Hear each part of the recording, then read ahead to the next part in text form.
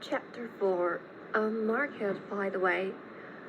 We turned away from the river at once, and soon in the main road that runs through Hammersmith. Hammersmith. Chapter 4 A Market by the Way. We turned away from the river at once and were soon in the main road that runs through Hammersmith. But I should have had no guess as to where I was if I had not started from the waterside, for King Street was gone, and the highway ran through wide, sunny meadows and garden-like tillage. The Greek, which we crossed at once, had been rescued from its covert, and as we went over its pretty bridge, we saw its waters, yet swollen by the tide, covered with gay boats of different sizes. There were houses about, some on the road, some amongst the fields, with pleasant lanes leading down to them, and each surrounded by a teeming garden.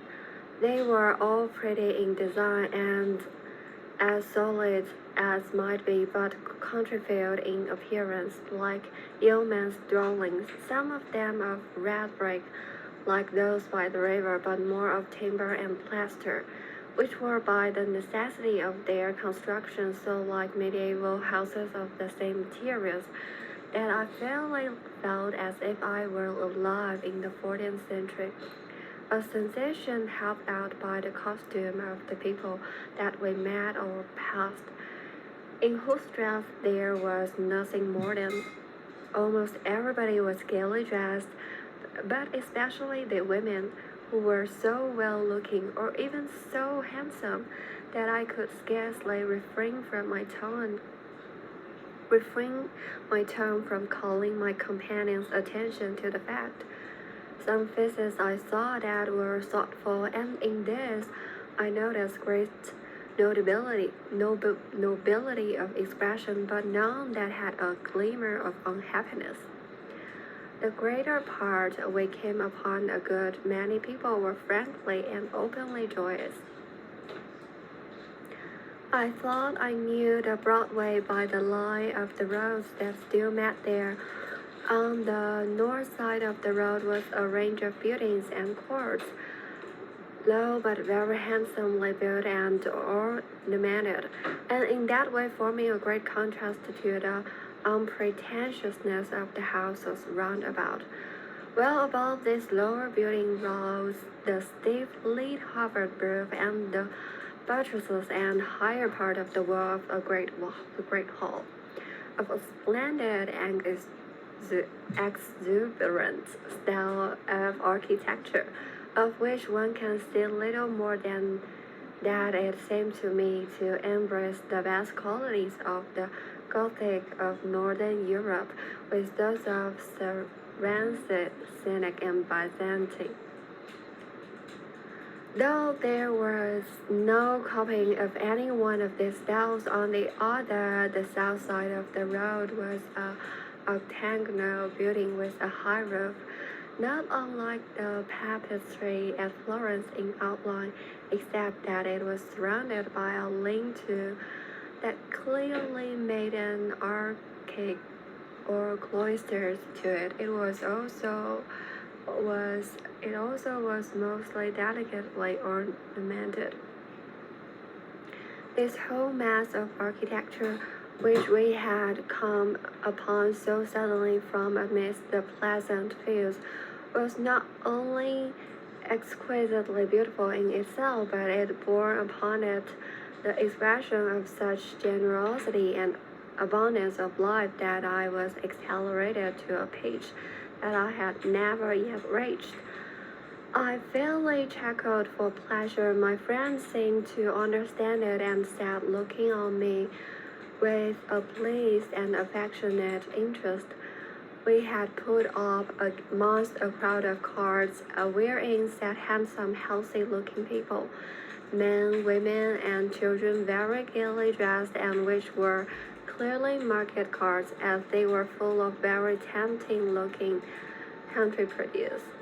I said I need not ask if this is a market, for I see clearly that it is. But what market is it that it is so splendid? And what is the glorious hall there? And what is the building on the south side?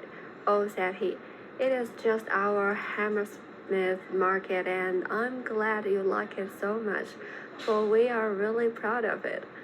Of course, the hall inside is our winter malt house, for in summer we mostly meet in the fields down by the river, opposite Barn Elves. The building on our right hand is our theater. I hope you like it. I should be a fool if I didn't, said I. He blushed a little as he said, I'm glad of that too, because I had a hand in it. I made the great doors, which are of damascened bronze. We will look at them later in the day, perhaps, but we ought to be getting on now.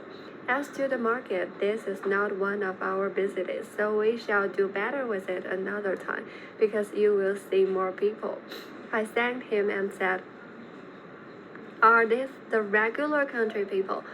What very pretty girls there are amongst them. As I spoke, my eye caught the face of a beautiful woman, tall, dark-haired, and white-skinned, dressed in a pretty light green dress in honor of the season and the hot day, who smiled kindly on me, and more kindly still, I thought on Dick, so I stopped a minute, but presently went on.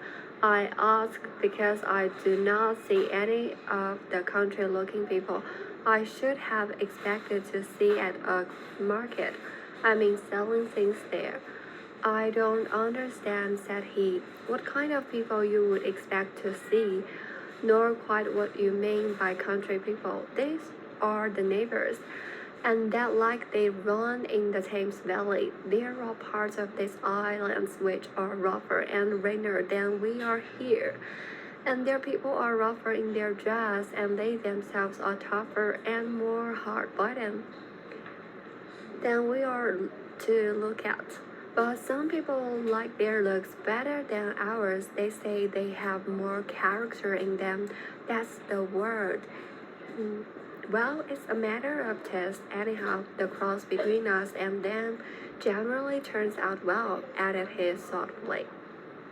I heard him, though my eyes were turned away from him, for that pretty girl was just disappearing through the gate with her big basket of early peas. And I felt that disappointed kind of feeling which overtakes one when one has seen an interesting or lovely face in the streets, which one is never likely to see again. And I was silent a little. At last I said, what I mean is that I haven't seen any poor people about, not one. He knit his brows, looked puzzled, and said, no, naturally, if anybody is poorly, he's likely to be within doors, or at best crawling about the garden. But I don't know of any one sick at present. Why should you expect to see poorly people on the road? No, no, I said, I don't mean sick people. I mean poor people, rough people. No, said he, smiling merrily. I really do not know. The fact is, you must come along quick to my great-grandfather, who will understand you better than I do. Come on, Greylocks. Therewith he shot the reins, and we jogged along merrily eastwards.